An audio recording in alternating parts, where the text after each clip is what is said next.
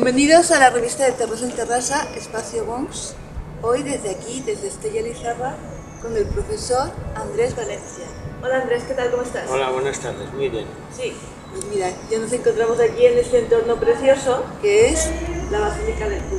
Exacto. Y tú como gran conocedor, porque tú eres profesor, ¿verdad Andrés? Sí, yo soy profesor.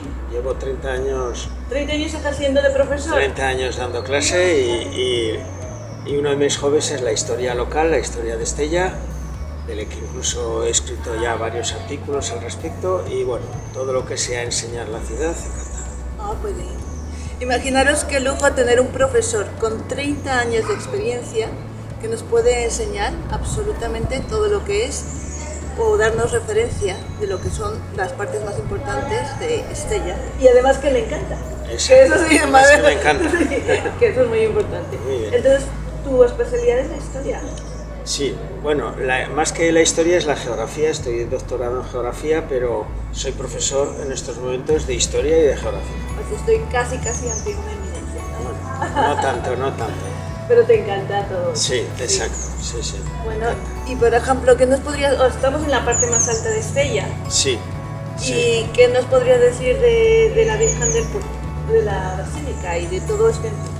Bueno, pues esta es una basílica que se llama así porque es un espacio religioso dedicado a la Virgen, en este caso la patrona de Estella, que es la Virgen del Puy, y que es una construcción de mediados del siglo pasado que sustituyó a una construcción barroca y que alberga la imagen muy venerada por los estelleses y por el entorno, por la merindad, que es la de la Virgen del Puy de Estella. A mediados del siglo XX, por un arquitecto de gran fama que tenía entonces, que es Víctor Eusa, que tenemos muchas construcciones de Víctor Eusa en Pamplona, pero aquí vino por encargo para sustituir a una iglesia barroca, una basílica barroca, que estaba ya a punto de entrar en ruinas y obviamente los estelleses pues no querían que la imagen de su santa más preciada, de su patrona más preciada, se quedara sin nada, y por eso se construyó siguiendo los cánones del siglo XX, pero interiormente utilizando una construcción que intenta imitar el estilo neomudéjar y neobizantino.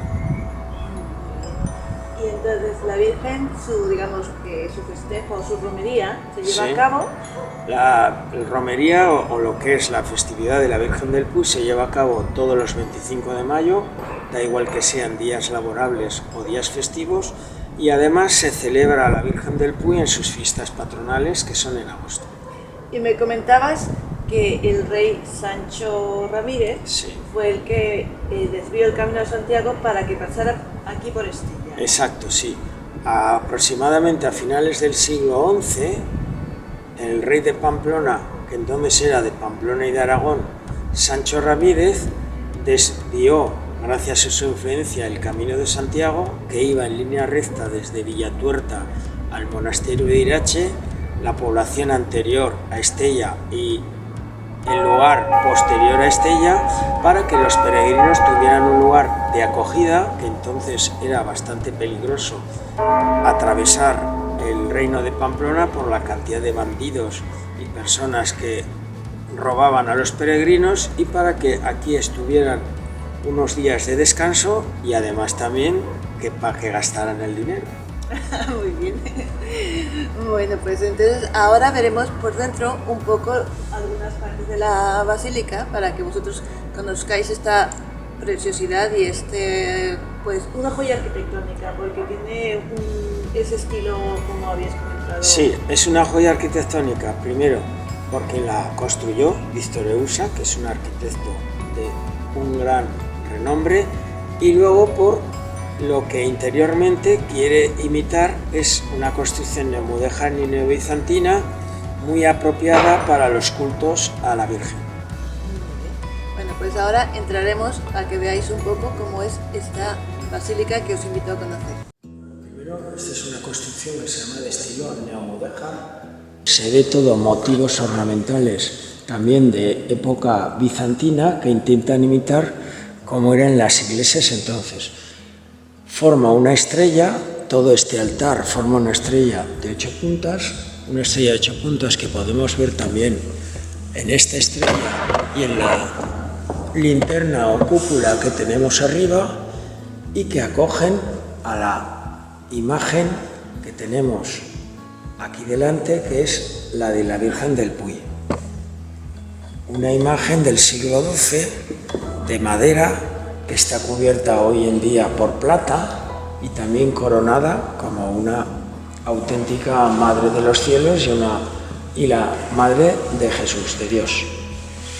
Es la típica construcción románica en la que tanto el niño Jesús como la Virgen María miran al frente en actitud de sonrisa, en actitud de bienvenida a los fieles que acuden aquí, y en una de sus manos lleva el símbolo de lo que sería la esfera de la tierra, que hoy la ha perdido, y el niño está en actitud de bendecir a los fieles, con un brazo levantado y bendiciendo a los fieles. Y está sentada en un trono que se ve sujetado por una media luna que hace referencia a lo que es el universo, a lo que es el espacio. Aquí hubo un hecho histórico importante que nos va a comentar ahora Andrés. Andrés. Sí. Podemos ver ahí una placa en la que aparecen los nombres de unas personas que fueron fusiladas precisamente aquí o muy cerca de aquí. Eran unas personas importantes en lo que se llamó la primera guerra carlista que hubo aquí en España, por la que, como consecuencia del último rey absolutista que tuvo España, Fernando VII, al poner como heredera a su hija, que entonces la costumbre era que las mujeres, que las hijas no gobernaran nada, sino que fueran solo los varones, provocó que su tío, un hermano de su padre, Fernando VII, se rebelara en armas contra su sobrina porque consideraba que él tenía más derechos que ella. Él se llamaba el infante Carlos María Isidro, de ahí vienen los carlistas, y ella se llamaba la hija Isabel, la futura Isabel II. ¿Qué ocurrió en esta primera guerra carlista? Que varios generales que comandaban entonces el ejército carlista, que iba contra el ejército de Isabel II, son convocados aquí en Estella, y uno de ellos, vendido al bando de la reina ya entonces Isabel II, liberal, son detenidos y son fusilados al amanecer sin ninguna contemplación. Objetivo: que el general Maroto, que era el que los manda a fusilar, se quedara como general en jefe del ejército carlista y así pudiera firmar la paz, pudiera firmar el acuerdo de paz con los liberales. Y así la guerra carlista terminaba, Isabel II seguía siendo reina y ellos eran derrotados, los carlistas. Vaya.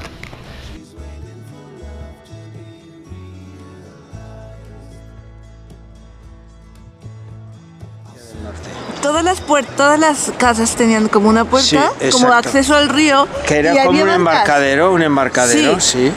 Que ves esas escaleras y estas, lo que pasa que aquí ahora han puesto esto y no hay agua, eran el embarcadero.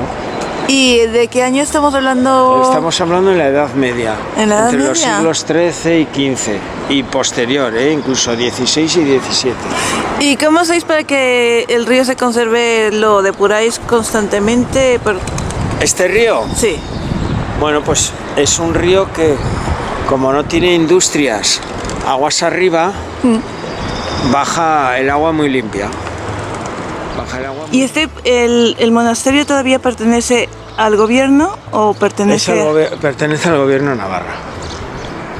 La orden religiosa hace tiempo. Son los que apuntalaban las casas para sujetarlas. Sí, apuntalaban las casas y además creaban el espacio para que por debajo hubiera una calle. ¿Oh?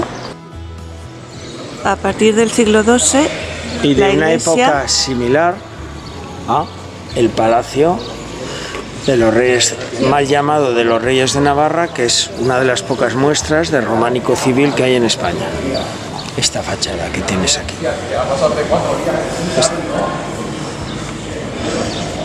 que esto es lo que es la oficina de turismo. No, hoy es un museo de pintura de un pintor local llamado Gustavo de Maeztu, pero en su tiempo fue una construcción de época románica, de las pocas de románico civil que se conservan en España. El siglo XVI... ¿Esta es la Peña Mayor o de los castillos? De los castillos. ¿Por qué? Porque aquí hasta el siglo XVI se conservaba uno de los mejores castillos que tuvo el Reino de Navarra y antes llamado el Reino de Pamplona. Castillo que fue desapareciendo tras la voladura que se llevó a cabo en él a finales del siglo XVI. Digamos que las piedras que están hasta arriba, que ahora estoy señalando, esos eran partes del castillo. Eso era parte de la muralla exterior del castillo y aún mucho más arriba llega el castillo. Oh, qué curioso. Aunque en este claustro es un árbol un pino muy curioso, es un pinsapo, que es una conífera, pero que aquí tan al norte de España es muy raro que haya, y que hace referencia a que nosotros miremos hacia lo alto y nos demos cuenta de dónde está el cielo. Cuanto más alto, mejor. Y este es un buen ejemplar de árbol. Tiene unos 130, 140 años de vida. Pues esto es precioso, precioso. Y entonces es la parte de atrás de lo que es la iglesia. Exacto, sí.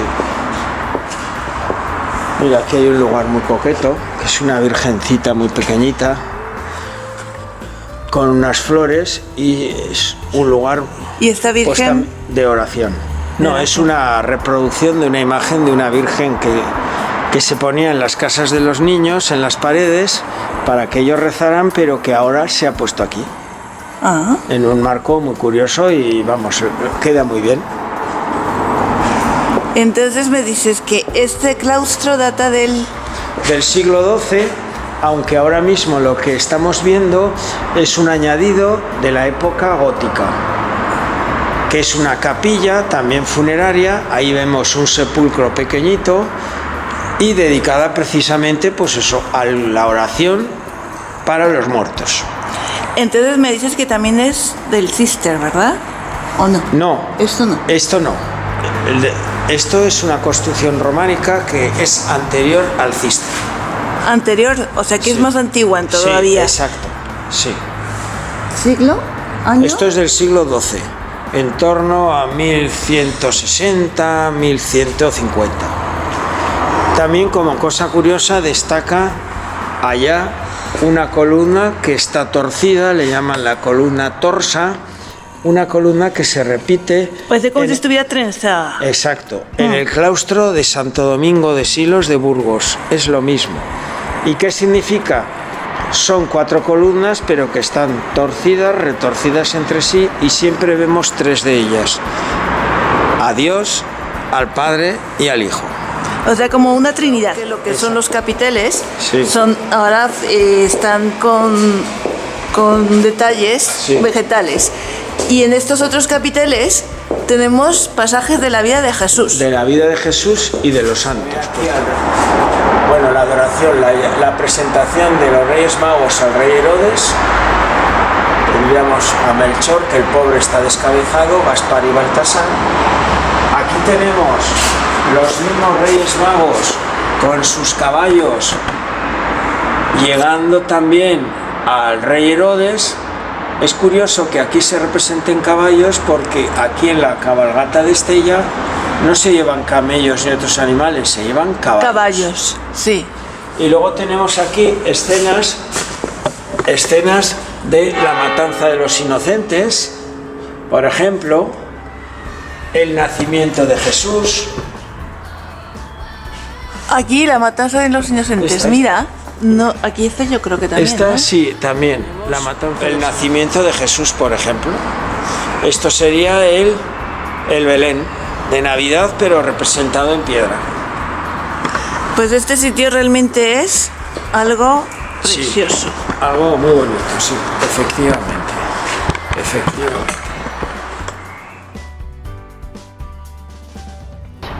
Sí. Que ha sido un honor, como ir otra vez al colegio, una clase de historia preciosa. Bueno. Me ha parecido pues un paseo bastante enriquecedor en todos los sentidos, Andrés. Pues muchas gracias. Y la verdad es que no me esperaba algo tan maravilloso. Bueno, muchísimas gracias. Nada, a ti. Y yo espero Y hasta cuando quieras. que les deis todos un like porque ha sido genial y muchas gracias. Vale. Muy bien. Listo.